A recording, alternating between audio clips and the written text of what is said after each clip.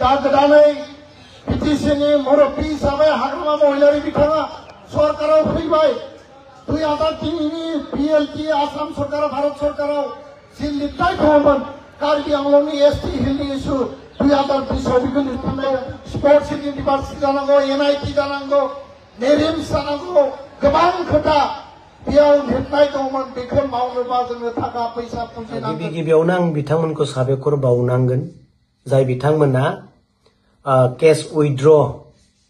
खालामनानै लिखित हिसाबै बिटिसिनाव बिथांमोना लिरनानै होबाय अनारेबल हाइकर्टनि एड्रेसाव बिथांमोननि हेफाजाबजोंसो दिनै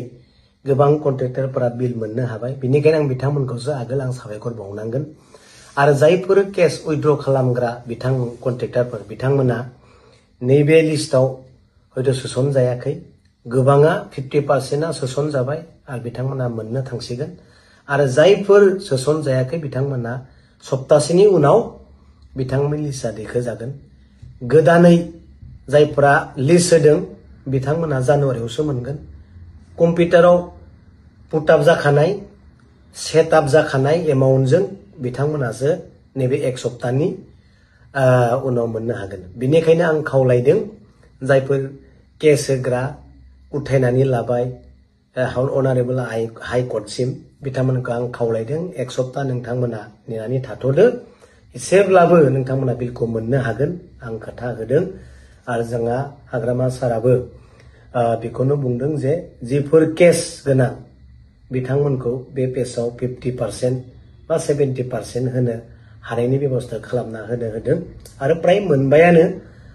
50% मोनदों आरो 20%सो व्यक्तिखौ जों होनो हायोब्ला नेक्स्टआव जोंहा गोरलै जाहैगोन মই কলো যে যিবিলাক কেছ উইথড্ৰ কৰিছিল তেখেতসকলক মই ধন্যবাদ দিব লাগিব তেখেতসকলৰ কেছ উইথড্ৰ কৰাৰ কাৰণে গোটেই বিটিচিৰ কন্ট্ৰেক্টৰবিলাকৰ বিল পাবলৈ সক্ষম হ'ব অনাৰেবল হাইকোৰ্টৰ এড্ৰেছত তেখেতসকলে এই স্কিমৰ এগেইনষ্টত আমি আৰু কেছ নকৰো বুলি তেখেতসকলে লিখিত হিচাপে দলিল পেপাৰত তেখেতসকলে এগ্ৰিমেণ্ট কৰিছে মই ধন্যবাদ দিব লাগিব কমসে কম 50% কেছ দিয়া এই কন্ট্ৰেক্টৰবিলাকে নিশ্চয় বিল পাইছে বুলি আমি ক'ব পাৰিব আৰু যিখিনি আছে তেখেতসকলৰ লিষ্টটো উইদিন 1 উইক তেখেতসকলে লিষ্টটো পাবলৈ সক্ষম হ'ব আৰু যিবিলাক নতুনকৈ সাবমিট কৰিছে তেখেতসকলে জানুৱাৰীত নিশ্চয় পাই যাব আৰু নতুনকৈ লিষ্ট বনোৱা হ'ব সেকেন্ড লিষ্ট এইটো আমি দিব সেকেন্ড পেজ আৰু বহুতো এমসিএলএ এম বিলাকৰ এমএলএ বিলাকৰ লিষ্ট থাকি গৈছে এই টেকনিক্যাল প্ৰবলেমৰ কাৰণে আমি ৰাখিছিলো এই লিষ্টখন নেক্সট সপ্তাহত পাই যাব আৰু বিলটো পাবলৈ সক্ষম হ'ব আপোনালোকে টেনচন ল'ব নালাগে আমি গোটেই বিল সিৰিয়াল ভাৱে আমি কৰি যাম আপোনালোকে নিশ্চয় ৰখিব 1 উইক আপোনালোকে বিল পাই যাব থ্যাংক ইউ মন্দ হাৰিয়া এসটি जायोब्ला बर'नि अस्तित्व सिक्सिदल जोंनि एसेम्बली पार्लियामेन्ट आथिखालाव 30 माने बिटिसिनि समस्ति जेबो थानाय नङा बे मोस्रोम जालांगोन मोस्रोम बे हाथि जालांगोन जों गेरान्टि लायो दा थिगै आङो बुंनो नागिरदों 60टा समस्ति जायोबा एसटि समस्तियानो 40टा जागोन आथिखालनि 30टानिफ्राय बारायनानै 40टा जागोन 45 लाख ट्राइबेलाव बर'फोरानो 25 लाख आधानि बारा आरो 45 लाख ट्राइबेलाव 6 जनगोष्ठीया 2 कोटिया जाबसिनोब्ला बेजों बर' हारिया मालाबाबो थावरिनाय नङा रायजो राजा मोनफ्रोमबो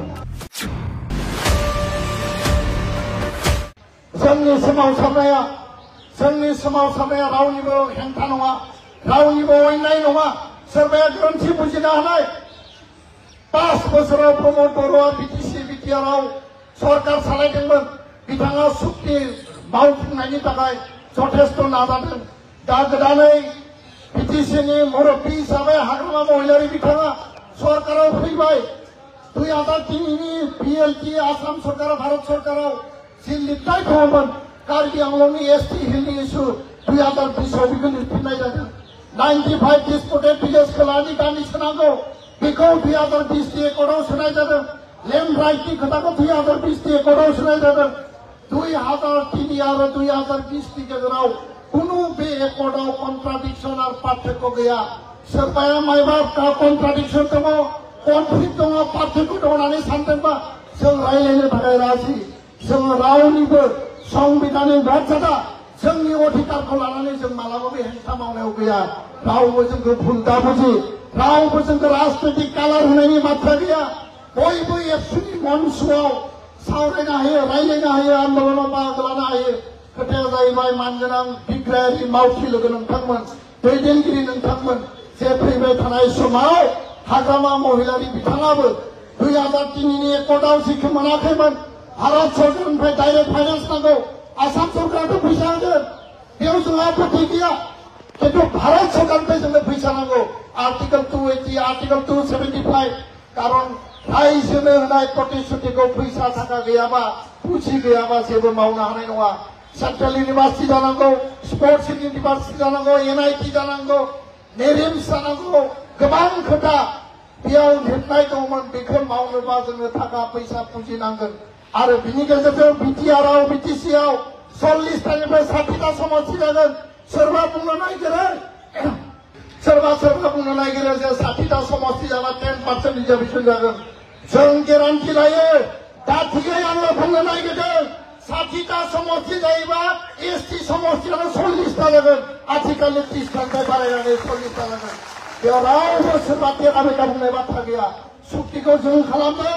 सुक्तिखौ एबसु एनडिबि इउपिपिआव खालामदों सुक्तिनि स्पिरिटखौ जों मिथियो सोरबा बाहेरायाव थानानै टेरा बेका खोथा बुंनायनि खोथा गैया दा बेखायनो मानगोनां बिग्रायारि लोगो नोंथांमोन बे दिल्लीनिफ्राय थांनानै मानगोनां हाग्रामा महिलारि बिथांखौ जों लोगो हमगोन बिथांजों सावरायगोन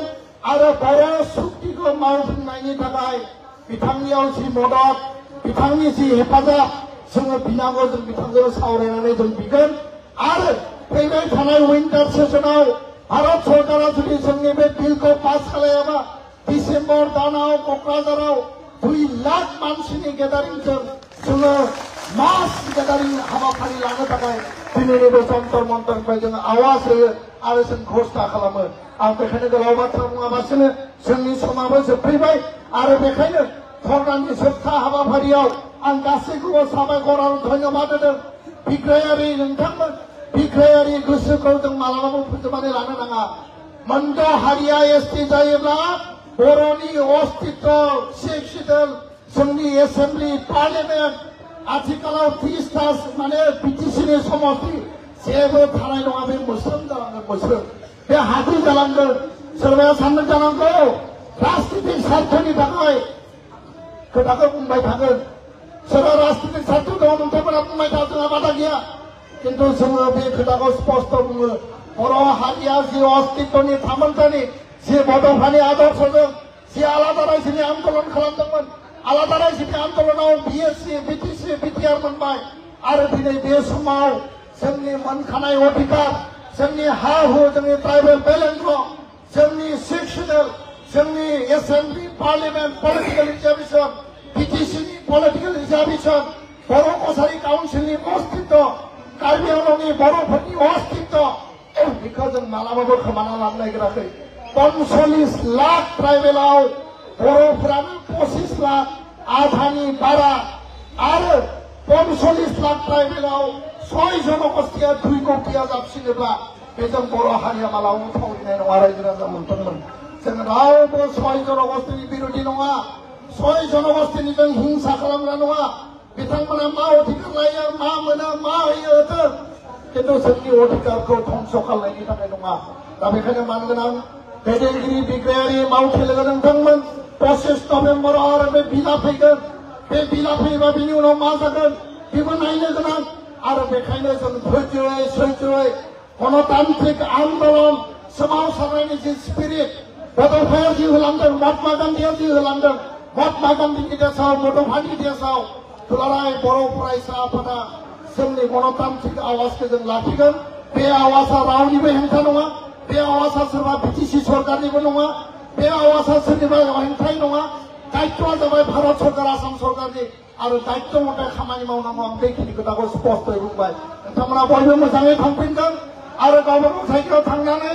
एकर्ड इमप्लिमेन्टेसन आरो एसटि बेटारखौ लानानै गामि गामि नखर नखर ओनसोलाव इन्टेलेक्सुवेल बिट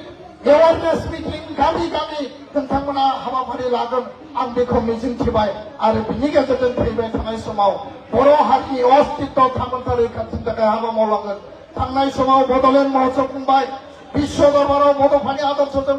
बर' हारिखौ गायसननांगौ प्रधान मन्त्रीखौ लिंनानै लाबोबाय थांनाय समाव जोङो बड'फानि मुसुखाखौ दिल्लीयाव गायसनबाय 12 बार भारत सरकारजों जों राउन्ड टेबल सावरायबाय आरो 6 बार भारतनि नखर मन्त्रीखौ जों लोगो हमबाय बिथांमोना जाया होनना बुङाखै हाया होनना बुङाखै मावा होनना बुङाखै माखासे खामानिखौ मावदों माखासे समाधान खालामदों खिन्थु खोथाया जाहैबाय जे टाइम बाउन्ड एकर्ड इमप्लिमेन्टेसन जायाबा आसाम एकर्डआ 40 बोसोराव बेबायदि जों नेनानै थानो जोंहा सम गैया जोंनो अधिकार नांगौ जोंनो मोनथाय नांगौ कागजाव जि लिरदों बे कागजाव जि लिरदों बे कागजनि फिथाइ बिनि रिजाल्ट बिनि जि मोनसे अधिकार मर्यादाखौ जोंनो नांगौ बेखायनो बे जन्तर मन्तरनि धर्ना बेखायनो कन्स्टिटिउसन क्लाबाव जोंनि नेशनेल लेभेल सेमिनार बे साक्सेसफुल जाबाय आरो देशनि मानसिया एबसुनि शक्ति इउबिपिअनि शक्ति बर' आफादफोरनि एलडिपिनि शक्ति जि शक्तिया दङमोन बेखौ दिनै नुफिनबाय आरो बेखायनो नोंथांमोनखौ धन्यबाद बावनानै आंनि बुंनायखौ फोजोबबाय गोजोन्थों जय बर' हारिनि